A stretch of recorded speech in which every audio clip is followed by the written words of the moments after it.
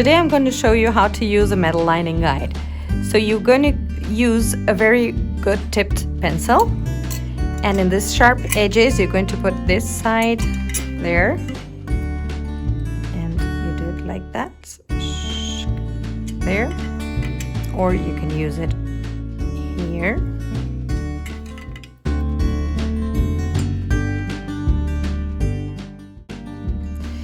If your plate is round, you're going to use this side there.